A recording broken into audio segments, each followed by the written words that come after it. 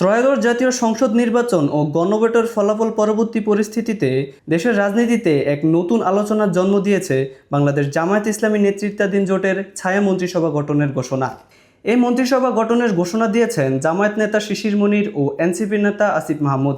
ফেসবুকে এই ঘোষণা দেওয়ার পর রাজনীতির আলোচনার পালে নতুন হাওয়া লেগেছে।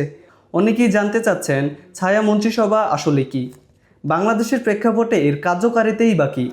ছায়া মন্ত্রিসভা হলো সংসদীয় গণতন্ত্রের একটি বিশেষ কাঠামো, যেখানে প্রধান বিরোধী দল সরকারের প্রতিটি মন্ত্রণালয়ের বিপরীতে তাদের নিজস্ব একজন বিশেষজ্ঞ বা মুখপাত্র নিয়োগ করে থাকেন। সহজ কথায়, সরকারের একজন স্বরাষ্ট্রমন্ত্রী থাকলে বিরোধী দলেও একজন ছায়া স্বরাষ্ট্রমন্ত্রী থাকবেন।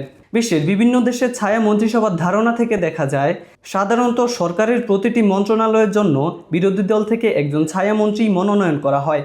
এই ছায়ামন্ত্রীদের কাজ হলো সরকারের নীতি ও বাজেট বিশ্লেষণ, সমালোচনা করা এবং প্রয়োজনে বিকল্প নীতি বা পরিকল্পনা উপস্থাপন করা।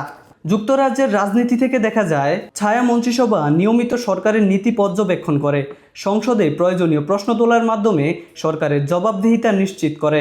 অস্ট্রেলিয়াতেও একইভাবে বিরোধী দলের ছায়া মন্ত্রিসভা গুরুত্বপূর্ণ ভূমিকা পালন করে। বাংলাদেশে আনুষ্ঠানিকভাবে ছায়া মন্ত্রিসভা গঠনের ঘটনা এ পর্যন্ত ঘটেনি।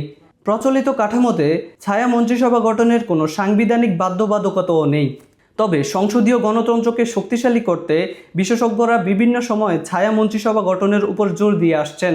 রাজনৈতিক বিশ্লেষকদের মতে বাংলাদেশের রাজনৈতিক অঙ্গনে ভবিষ্যতে এ কাঠামো গুরুত্বপূর্ণ হয়ে উঠতে পারে, বিশেষ করে যখন ক্ষমতায় থাকা দলগুলোর নীতি পর্যবেক্ষণ জটিল হয়ে ওঠে।